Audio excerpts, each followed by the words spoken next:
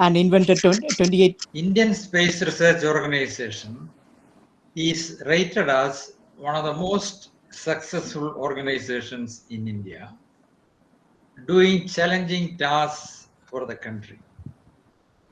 Indian space programs are well respected world over for its great contributions to the country. Behind these accomplishments, there have been great visionary efforts, hard work during the almost 57 years starting from 1963. So I have been a part of this voyage, if you may call it so, for 45 years, commencing from 1968. I was also fortunate to be motivated by some of the great visionary leaders of ISRO who gave confidence to ordinary people from ordinary universities and ordinary colleges to do extraordinary work and gain extraordinary results. I am a standing testimony for that.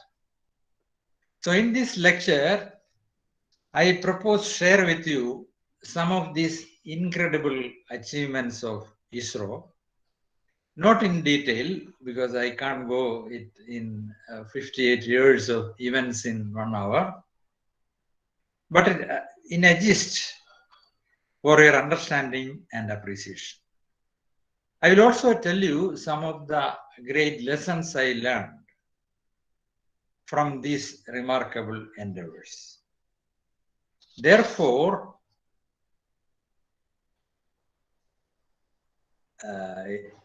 I suppose it's coming, yeah?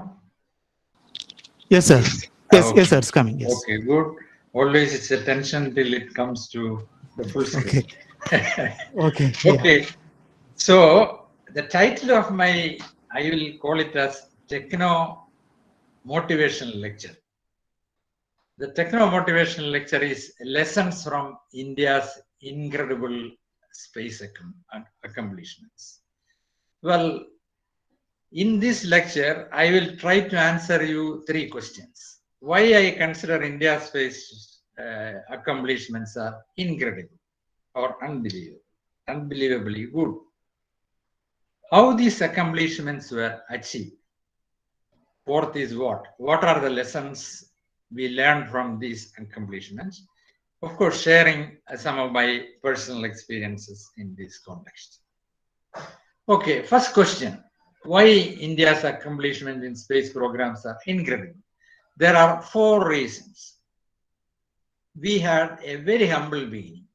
We started in 1963 by launching an American sounding rocket, a small rocket, which does not go into the orbit, but do suborbital flight to do the atmospheric studies from Tumba Equatorial Rocket Launching Station. A place was chosen because of its nearness to the magnetic equator to study the atmosphere above it by international community. We didn't have any laboratory or office at that time. In fact, our labs started from a church, St. Mary's Magdalene Church at Tumba, and also its nearby parsonage where we were doing some of the explosive type of work. So this picture shows you some 2 great visionary leaders of Indian science, Vikram Sarabhais and Homi Bhabha, who was chairman of Atomic Energy, succeeded by him. They were at the site of Tumba before the launching station was established there. So this was extremely humble beginning. Not only that, of course, today this is a space museum. You can go after the pandemic, when it opens, you can go and see the gist of space activities there. There are 2 other reasons. We are late entrant in the fray of space entrepreneurship. Because all other countries, spacefaring, by what I mean is other countries means spacefaring countries like USA, USSR, or Europe, or Japan, or China, started 10 to 20 years earlier than us. Ours is a purely civilian program. All other countries, except probably Japan, got the inputs from existing inputs from their army or military in terms of ballistic missiles for their launch vehicle, but we didn't get any. And ours is the most modest budget to the whole. Our budget is only 7.5% that of NASA and 13.6% of that of China. In spite of this, today we are top in utilizing space technology for the applications of humanity. This is why I call India's accomplishments as incredible. I suppose you agree with me. Then, having seen that, the most important part of my lecture is how these accomplishments were achieved. Here again, I will try to answer in three parts. First is the initial endeavors and Dr. Sarabhais' vision on the potential of space technology for human development. Second one, which is a major part of that one, realization of space vision, again through three subsections. Realization of our own satellites in different orbits, namely the geostationary orbit and sun-synchronous polar orbit, about which you will see a little later. And then ISRO's satellite launch vehicle development, and of course a glimpse of chemical rocket propellant system. I can't help doing it because it's a vital part as well as it's my own area of work. And the space services rendered by ISRO to the nation and to the world. Only I can't go into the whole detail, only a couple of examples will be given. At the end, no, we have not been satisfied with doing all these things, space vision realization. So we have seen what should be the space vision for humanity and especially for our country in the 21st century. And already some endeavors have started. I will try to give a quick glance through all these things. Okay, the first endeavor was indigenization of sounding rockets. Because as I told earlier, it was foreign rockets which were launched from there. At that time itself, Sarabhais made a decision that we should have our own rockets. So we developed a series of rockets called Rohini sounding rockets. This number stands for its diameter. 100 millimeter diameter in millimeters. So the rockets have got either it is a two-stage rocket or a single-stage rocket. It has got a mass of 100 kilogram to 1.3 tons. Payload mass. Payload means the instrument it carries. Sometimes it may be a human being in the case of human flights. That is always called a payload. Payload mass from 10 kg to about 100 kgs can be taken to altitude. That means height of 85 kilometers to 550 kilometers. They were mainly for meteorological applications. These were all in the early 70s and also late 60s and early 70s. Okay, now in this context, I'm very happy to report to you about a sounding rocket. There is nothing new in that, except that it was developed by the IASC students, BTech students under VSSC guidance, and I was the mentor and guide for the whole program. It was launched in May 2012 from Mumbai Rocket Launching Station. This is the first and only Indian sounding rocket flown till today. Okay, now coming back to our vision, Dr. Sarabhais' vision. This is a 1968 picture. It was taken a couple of months before I joined ISRO. Prime Minister Indira Gandhi pressing a button to launch a sounding rocket from Tumba. So this is Dr. Sarabhais standing behind her. So it was very obvious that Sarabhais, the founder father of Indian space program, had a vision beyond indigenous sounding rocket. It's quite clear from the famous speech he made in 1967 in a Geneva United Nations conference, where he said that, to quote him, we must be second to none in the application of advanced technologies to the real problems of man and society. So he meant that the technologies and science should not be used for destruction of man, but for real, so for solving the real problems of man and society, especially in a country like India. The vision was based on the potential of the socio-economic transformation of India by bringing the modern amenities of telecommunication, education, facilities, etc. We have fantastic facilities, obviously comparable to anyone in the world, but then they are all confined to a couple of cities, a few cities in India. So Sarabhai had a vision that by space technology, these can be taken from cities to the remote villages. He had a vision that space technology has provide information on all natural resources of the country for development of common man. He also had a vision of saving the life of people, especially the rural, coastal poor people, through the warning on natural disasters.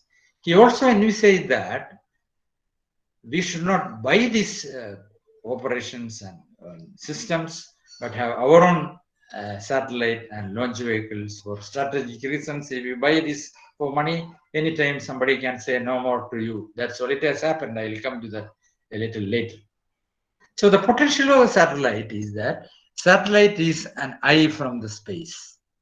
This has got eye from the sky, but only from 2 to 3 kilometers. But satellite has got eye up to 36,000 kilometers and beyond. It can receive and see data from areas under its coverage, process them and transmit them back to Earth using the transponders for different uses. This in short is very essential part of a satellite. It has got antennas for command and communication antennas. It has got solar panels to activate rechargeable batteries inside this, then receiving and transmitting radio signals, and one important part of it is its motor or its propellant system, having the fuel tank, motor, combustion motor, and that in total is called the thruster. And also it has got its own camera. It can view the Earth. These are the essential parts of a satellite. But I will not go into greater details of that not being my area of subject or my area of specialization. But what we should know is that the satellites are deployed in different orbits for different purposes. There are 3 types of orbits. Orbits can be classified again into 3. One is the equatorial orbit, going above the equator, exactly above the equator. And another one is the polar orbit, going above the polar region. And there are a number of orbits possible in between them. They are called the inclined orbit, and this angle from the equator orbit is called angle of inclination or orbital inclination. This can be either circular as shown here, or it can be highly elliptical also. So, but however, you must remember that the coverage of a satellite depends on its altitude. For example, let us take the coverage by 3 equatorial orbits, satellites in 3 equatorial orbits. This is called low Earth orbit. Usually satellites in 200 to 2000 kilometers altitude are called low Earth. They can cover only this much area. Whereas what is in geostationary orbit at 36,000 kilometers can cover. Had the Earth been flat, it would have covered the whole of the Earth. But being a sphere, it can cover about 45% of the Earth. And the medium orbiting satellite can cover in between. Okay, I suppose it's clear to all of you. The satellite of the orbit, Earth, remains in its stable orbit, as you know very well, when the pull of Earth's gravity called centripetal force is balanced by its speed called centrifugal force.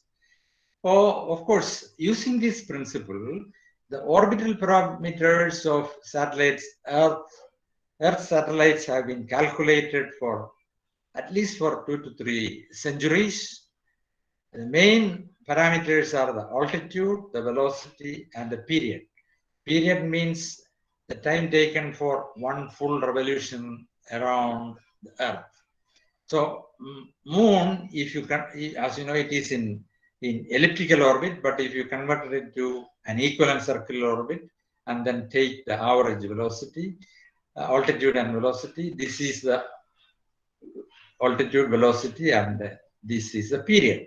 So as the altitude comes down, the velocity increases and the period decreases. Okay, it's clear, I hope so. But when you come to elliptical orbit like this, the velocity is no more constant. It varies. At perigee, which is the nearest point to the Earth, in this case it is 500 kilometers, it is 10 kilometers per second is the velocity to remain in stable orbit, but at the apogee, which is the farthest point, it is 1.5 kilometers per hour, and in half a day it circles. This is a typical case.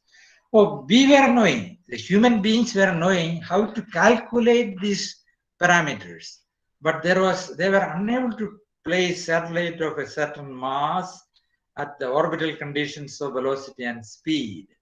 No, there was no means of doing it. There was no mechanism for doing it till the historical day in October 1957, when Sputnik 1 was launched by USSR into a low Earth orbit at around 6,000 kilometers altitude, using one of their intercontinental ballistic missiles as the launch vehicle.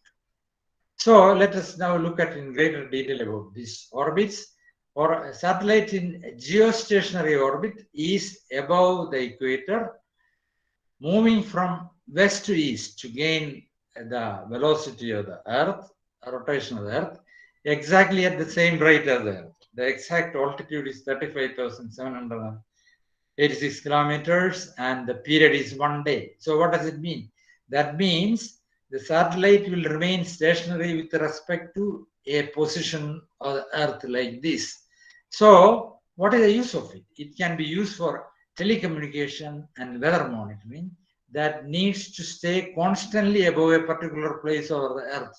So this is what our INSAT satellite, Indian National System satellite. This is a picture of INSAT 3C satellite, which are placed in geostationary orbit at 0 degree inclination. That means that they are exactly above the Earth's equator. So, as I said earlier, Earth being a sphere, the whole of the Earth can be seen by placing 3 equally spaced satellites at 120 degree interval in geostationary orbit that will provide a near orbital coverage. But the problem is that at such a high altitude, our spatial resolution is something like 1 kilometer. That means it can differentiate it between materials which are within 1 kilometer, but it's good enough to see whether a big cloud is, whether a cyclone cloud is moving, or or to receive a signal from ground and send it back. Okay.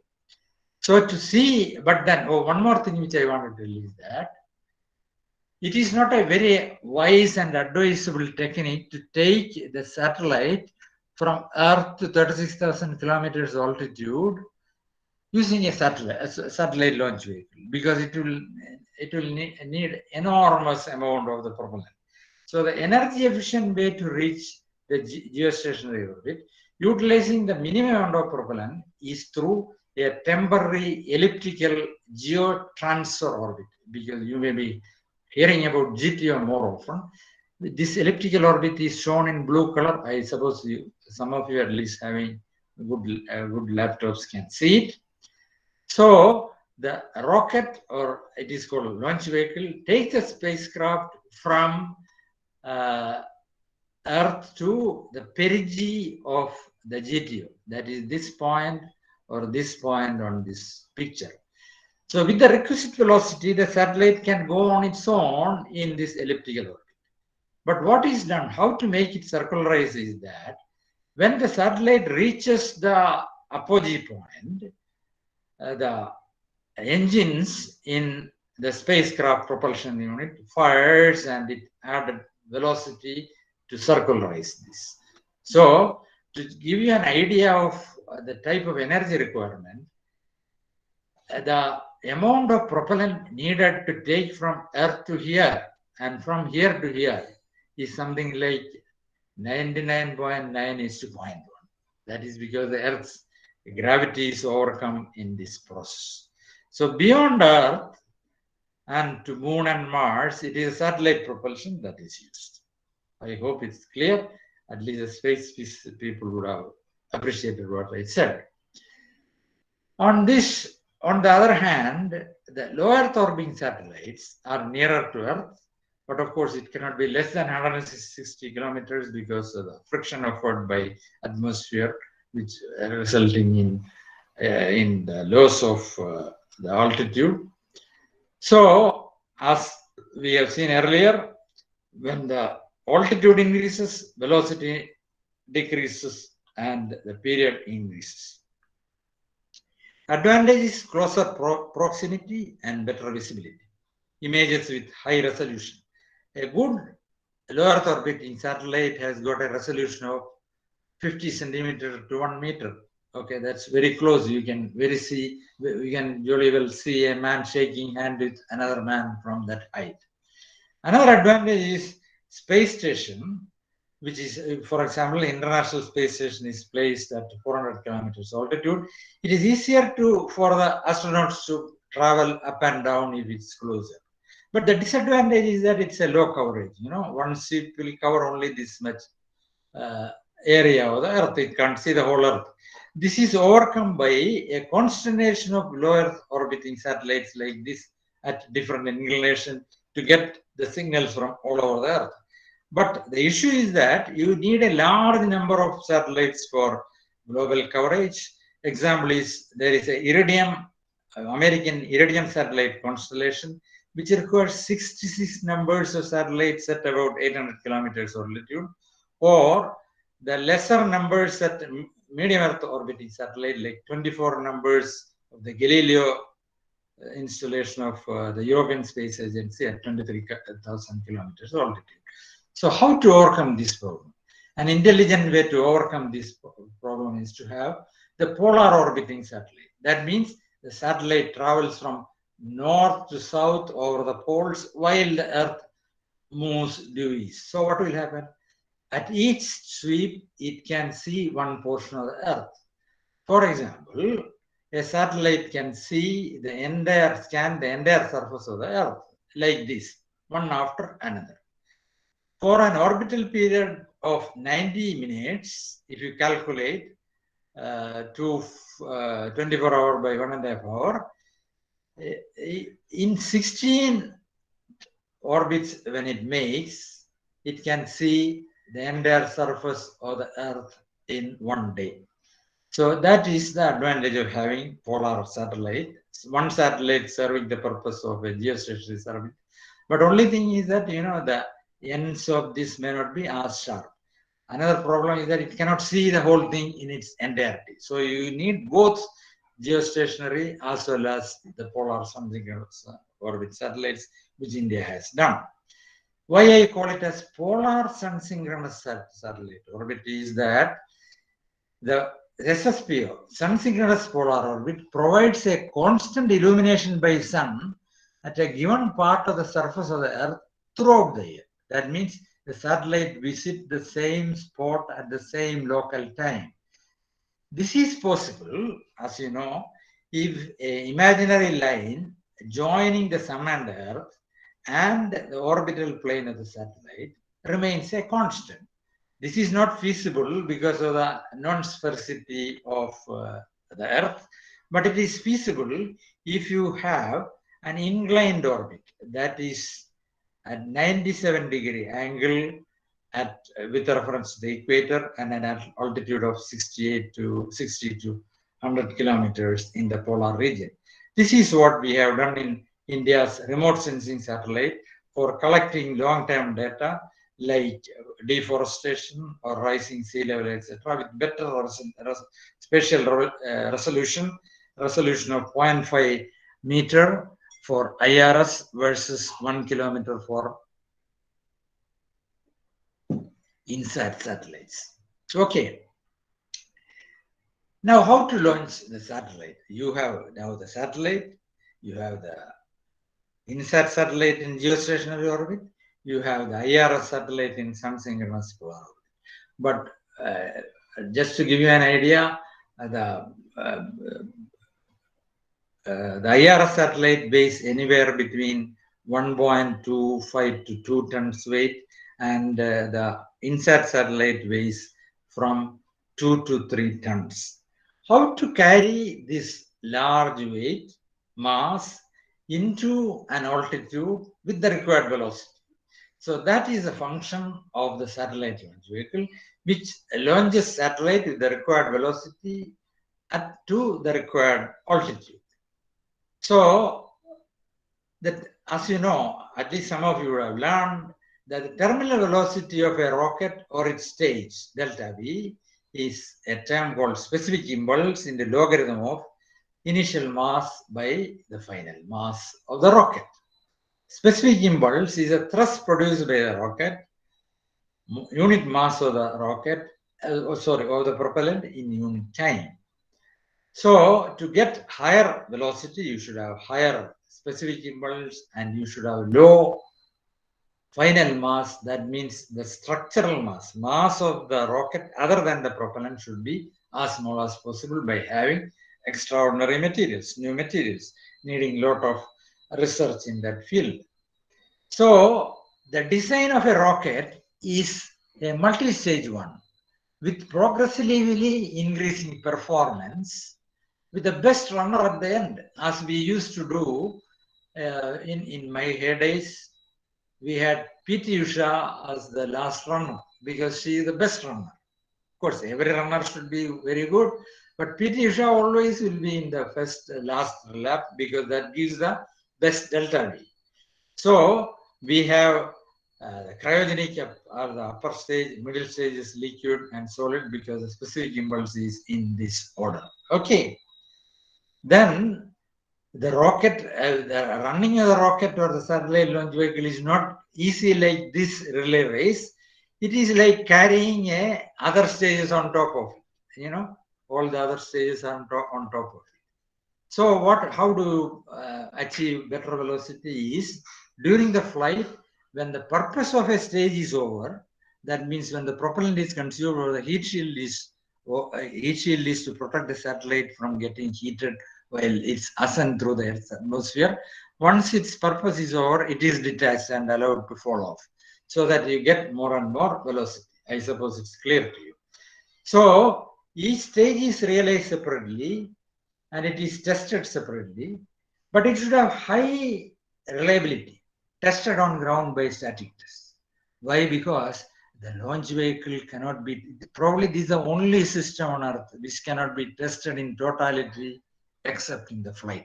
A motor car you can assemble and run, an aeroplane you can assemble and run, but this can be done only in its final stage. That is why the criticality of the rocket, it can be tested in totality in its final flight stage only. The choice of the launch vehicle depends on the mass of the satellite and how far it is from Earth it needs to go. A heavy payload and a high altitude orbit requires more powerful launch vehicle than a lighter payload at a lower altitude. I suppose that's understandable to you. Now, coming to, because some of the chemistry students are also here, I can't help giving a glimpse of the chemical propellant used. It is not because of chemistry alone, because it is the most major constituent of a rocket and even a spacecraft, a satellite. So you look at this. 88% of our GSLV Mark III, which is our latest rocket, is its propellant. 80% solid and 22% liquid.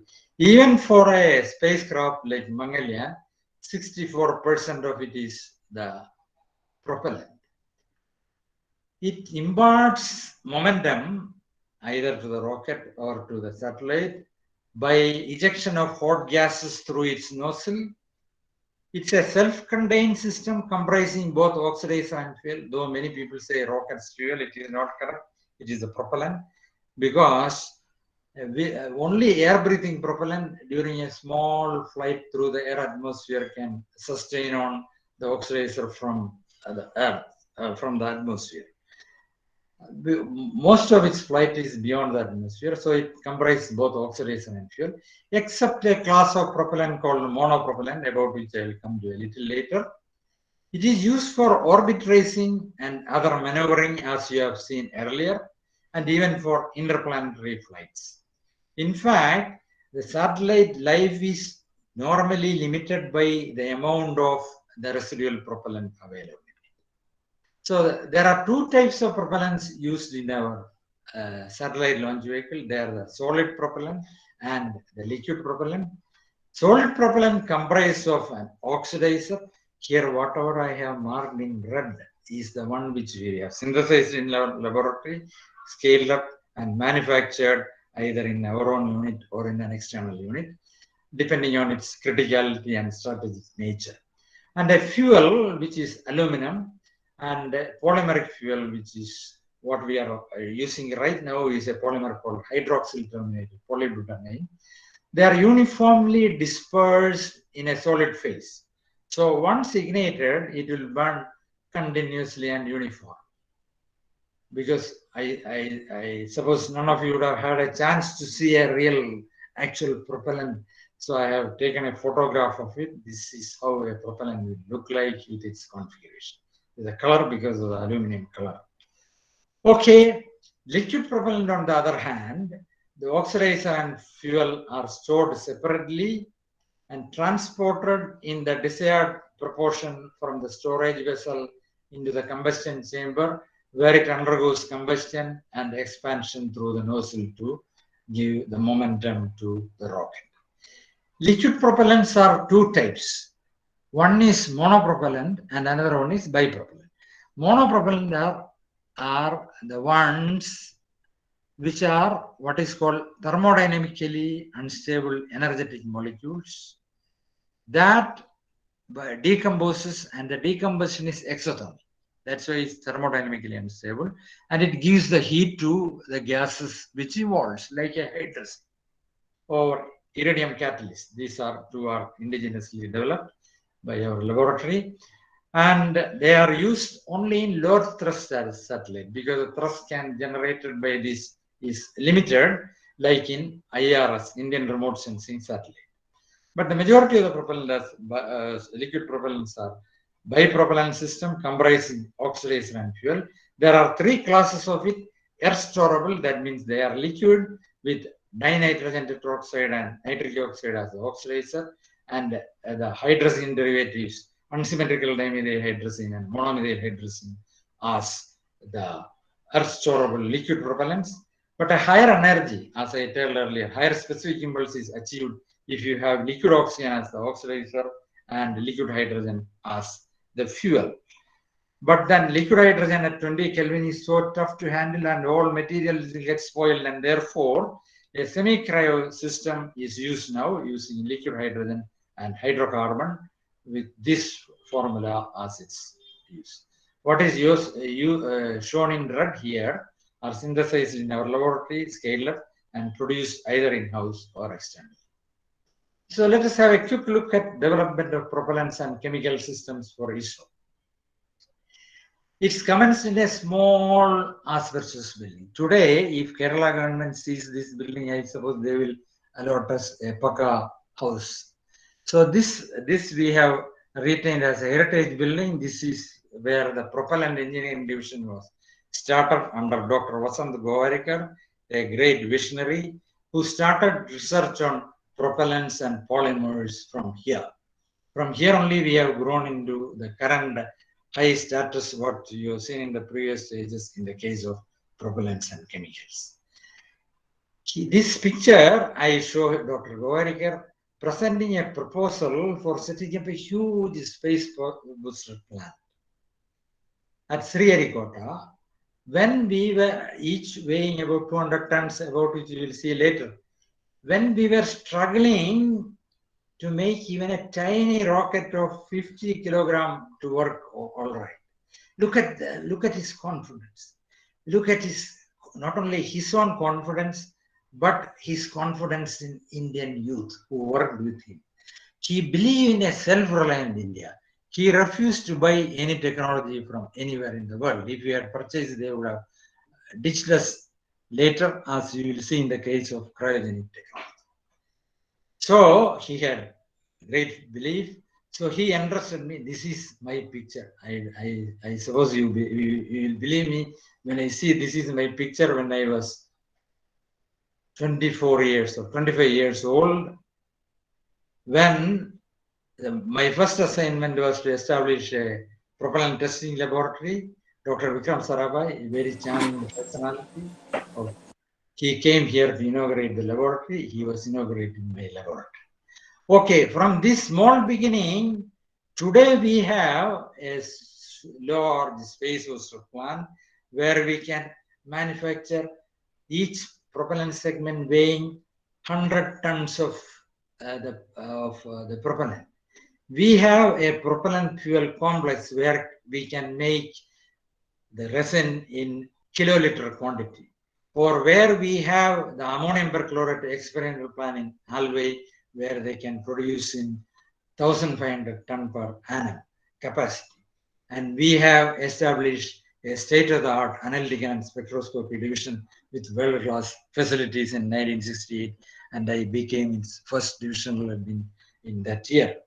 This is Dr. Kasturi Rangan here, the third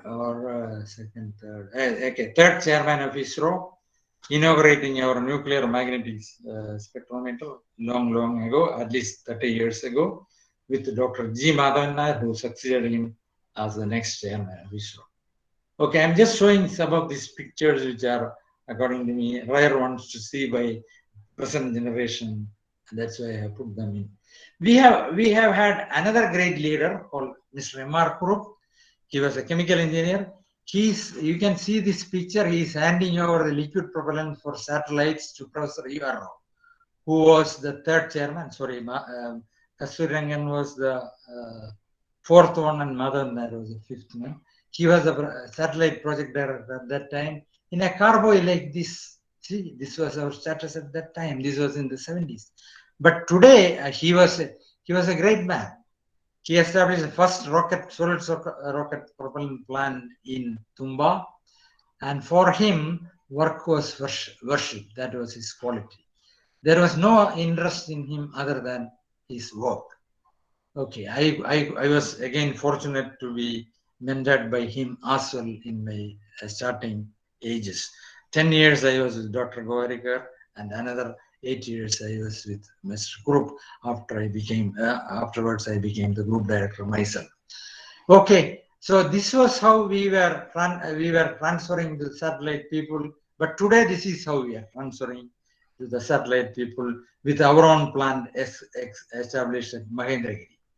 Okay, that is why I say starting from nothing. I repeat, from nothing.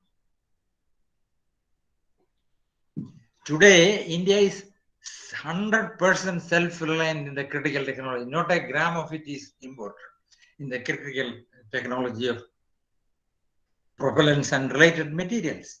Another reason is that this technology is not parted by people because of its dual strategic nature.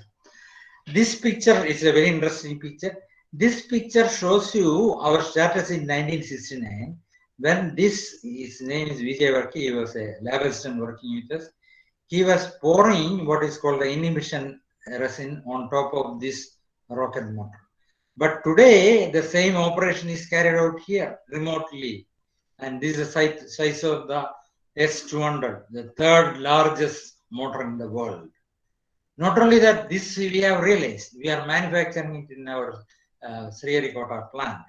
Not only that, this is the third largest motor.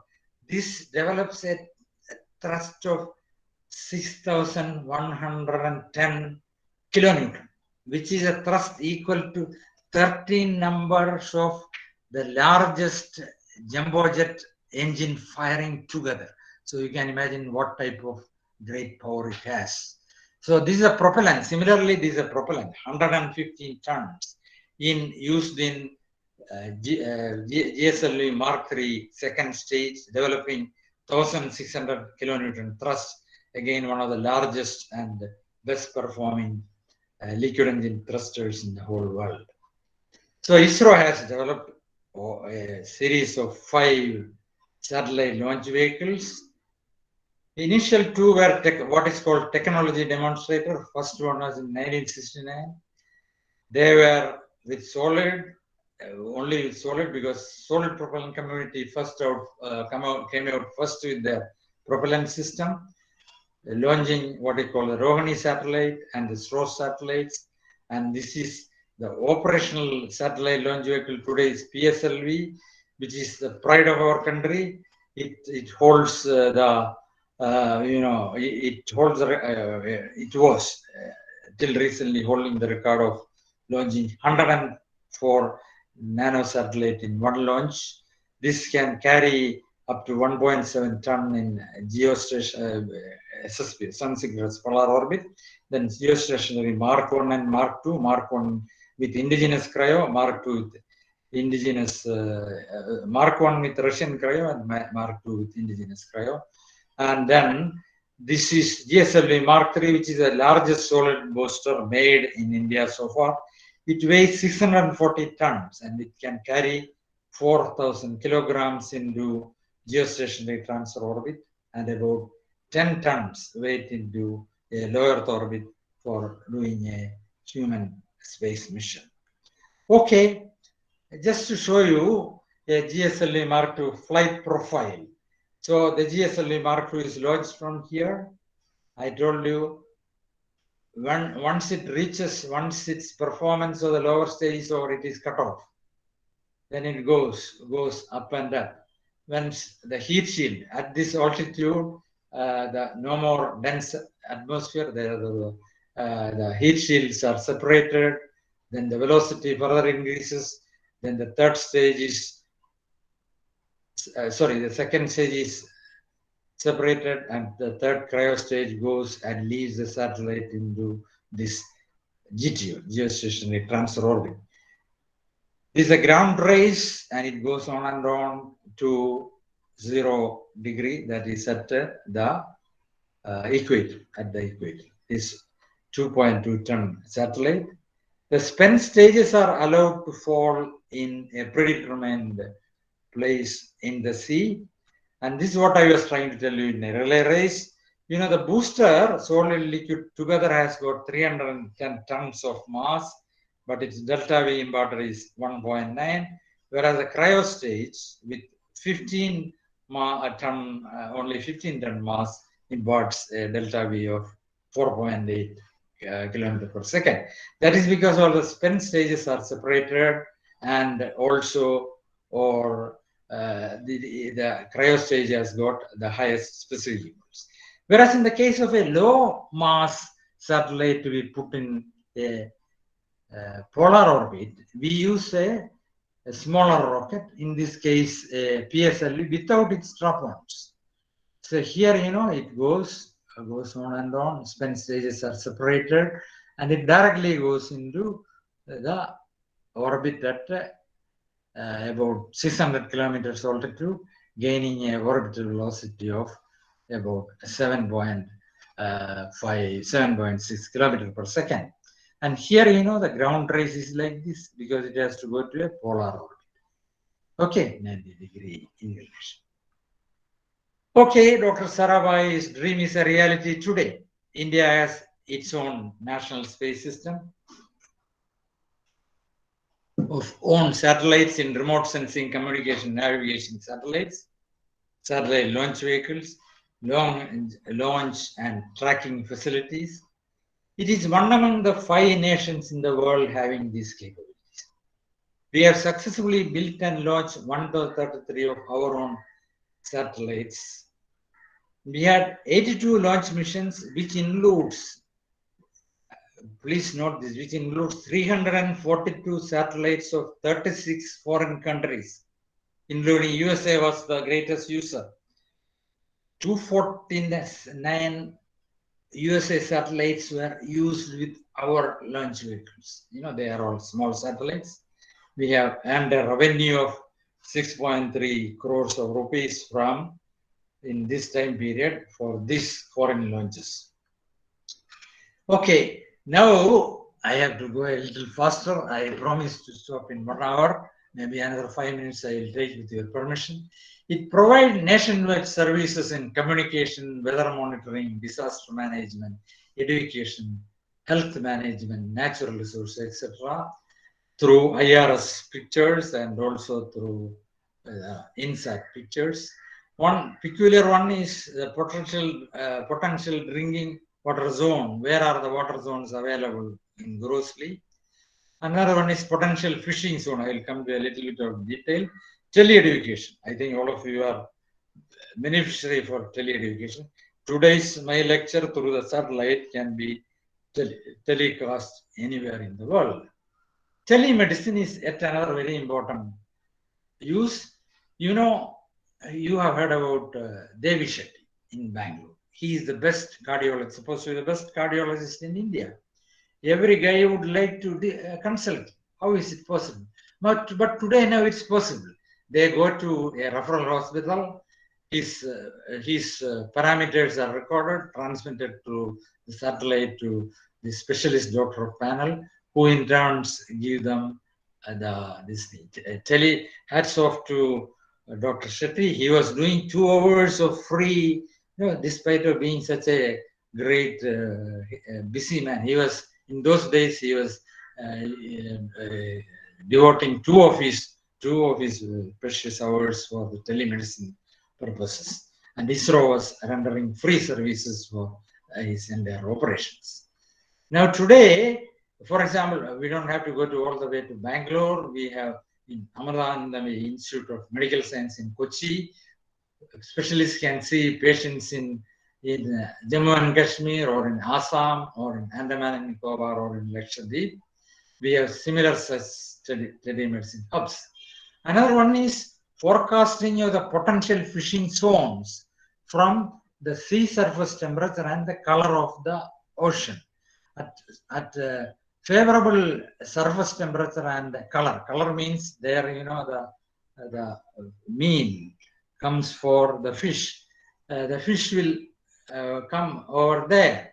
So we have centers where we give the information to the fishermen scattered all throughout the coast. And today it is estimated that the additional catch, thanks to this potential fishing zone forecast, additional catch to India is 50,000 crore worth of the additional catch has been possible because of this. In fact, the space technology has grown to such a large level that the global revenue from space in 2019 was $280 billion US, which is equal to 21 lakh crore of rupee. You and I have never seen such a figure, and therefore I believe it is difficult for you to imagine what type of huge figure it is. So I have given a comparison. This is 70% of government of India revenue for that whole year is earned through the global revenue from space. Today, but then more than the money, there is human life, which cannot be valued.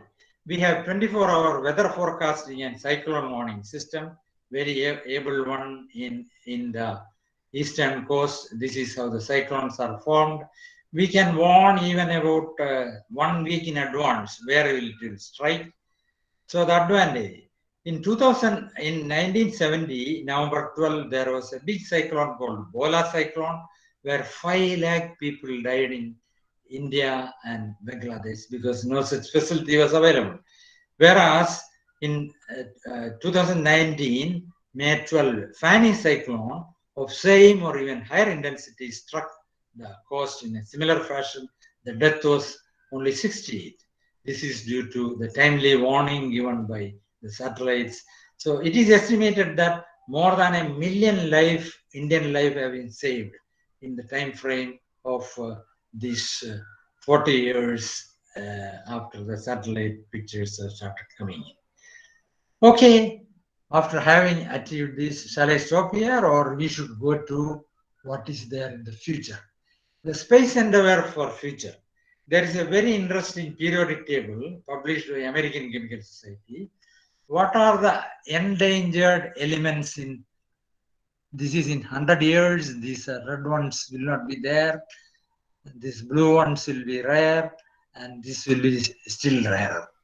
So how do we do? Either we have to wind up all our automobile factories and everything, or that nobody will agree, so life has to sustain. So there is what is called asteroid and lunar mining. This asteroid, this moon minings are planned. Then another one is that, you know, one of the greatest scientists ever lived in this century is Stephen Hawking.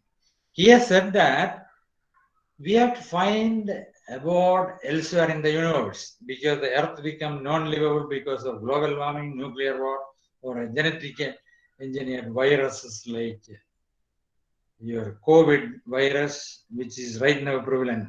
Nobody knows whether it is genetically engineered or natural. So efforts are already on to form space colonies, Mars as the nearest being the habitat, or even if we find a distant habitat somewhere else, it takes hundreds of years to reach there. So we should have intermediary places like Mars. So there is already a definite plan has been made by a company called SpaceX in USA.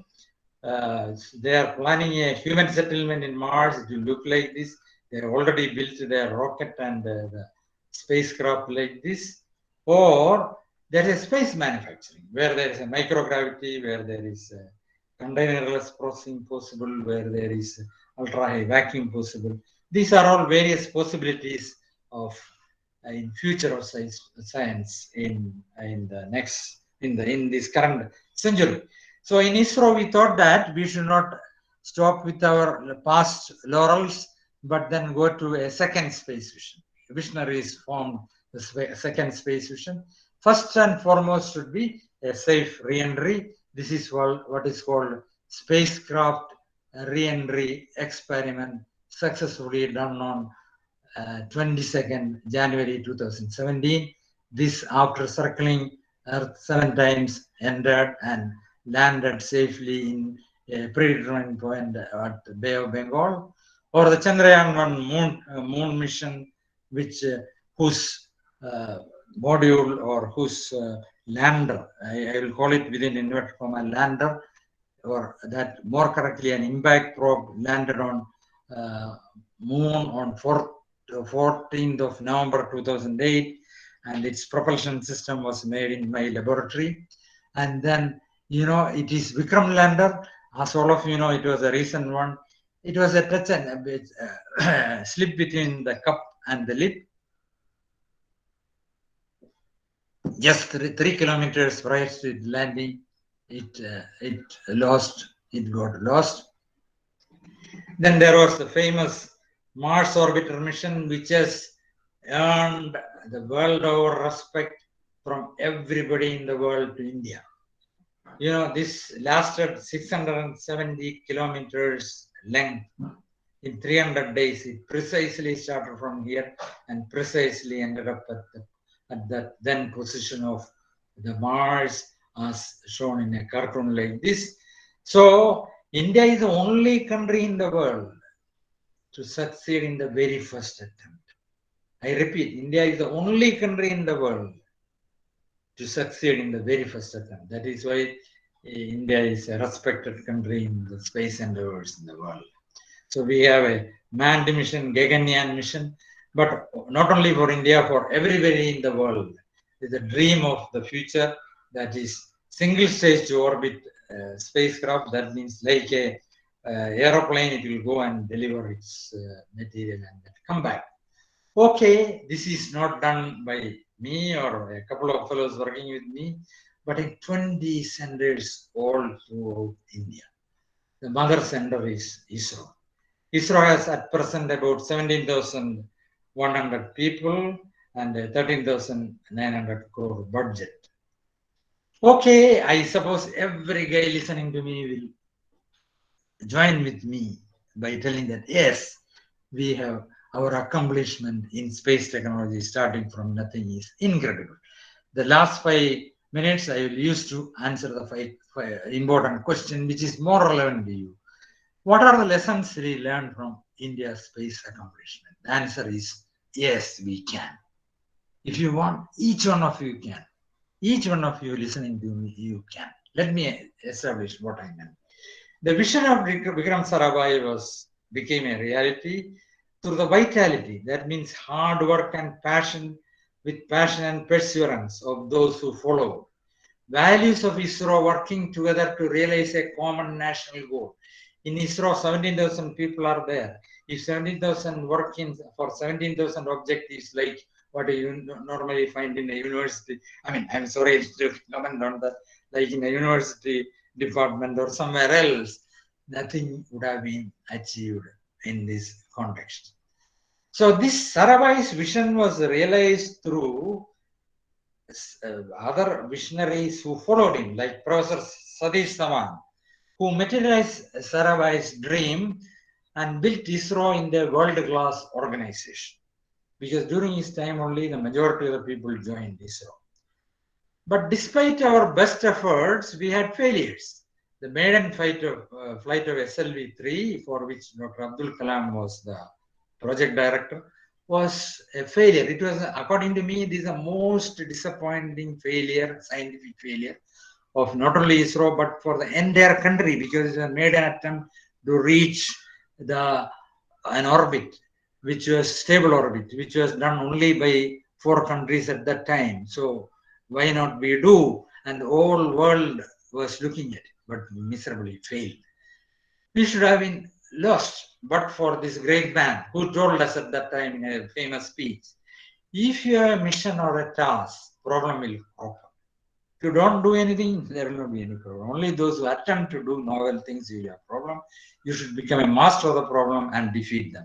But the greatness of this man is that not only he gave that speech, but he showed us how to accomplish this. I will give a couple of slides for your benefit.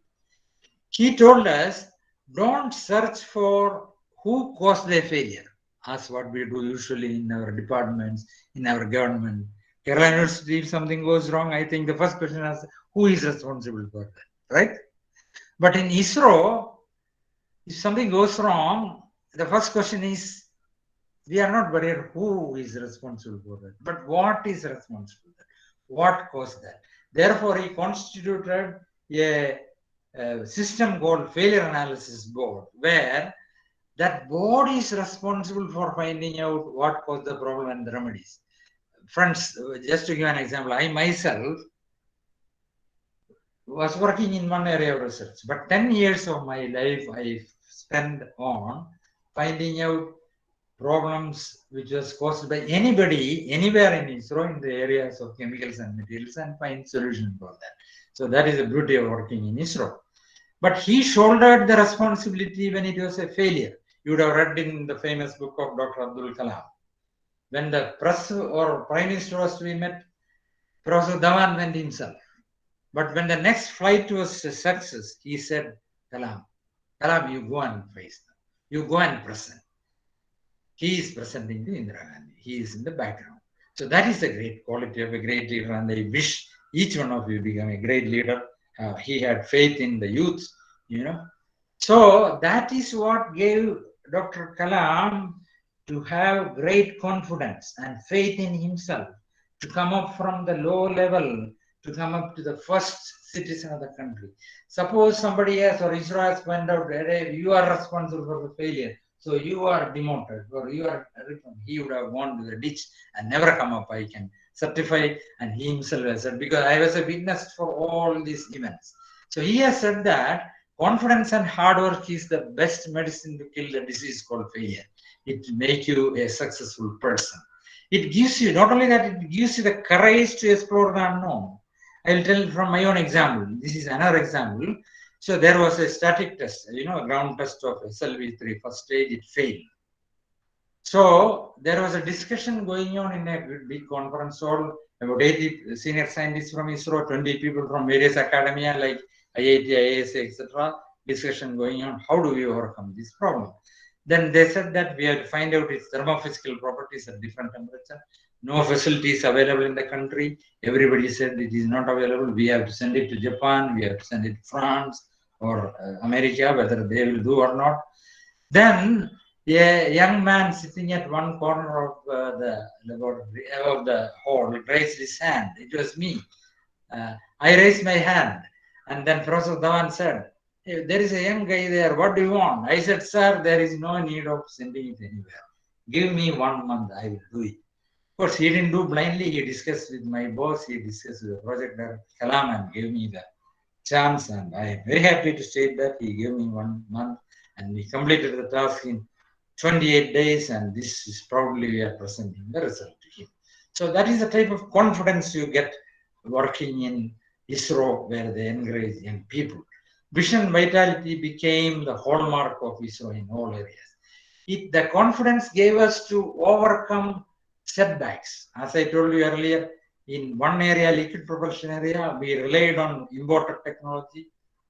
They said, Russians said they will give us the technology, but they withdrew from that agreement in 1973. We were forced to develop indigenous technology. In our laboratory, we developed 40 special chemical systems in my laboratory. This is being shown to Dr. Kalam. He was not a president at that time. These are small items, but not only small items, but huge items like multi-layer composite insulation or even polymer, a very special type of polymer. Those who know polymer, it cannot withstand this 20 Kelvin, but it is through this pipe the cryogenic fluid hydrogen is formed. So he was very glad to see this being developed and in our laboratory. So let me conclude, my dear friends. I have taken 10 minutes more. You know, lessons learned from the success of ISRO is that yes, we can. Yes, you can. You will succeed in your endeavors if you have a great dream and vision. But if you don't follow it up with plans and confidence to do it, it will be simply a dead dream. So have proper plan and confidence to achieve it. Have passion and perseverance to realize it with hard work. Don't get defeated by setbacks, but learn from failures and improve upon, and uphold values in life. This is very important. In ISRO, we hold values, work ethics, work culture. You know, many of the people working in ISRO would have earned much more elsewhere, but they stuck on to the national cause. They stuck on to the cause for, they never worked for their fame. The fame came incidentally. It was a part of the whole endeavor. Okay, vision. My dear friends, the victory in life, there are 3 secrets which I am sharing with you: vision, vitality, and values. Yes, we did. I said, yes, you can. Why? Because yes, we did.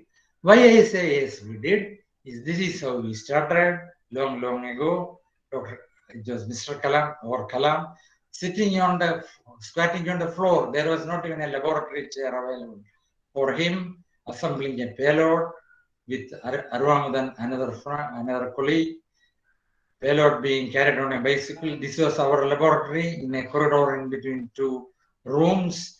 This was the size of our rocket in 1969 when man landed on Moon. But today, this is the size of our rocket, almost 1 lakh times higher in size.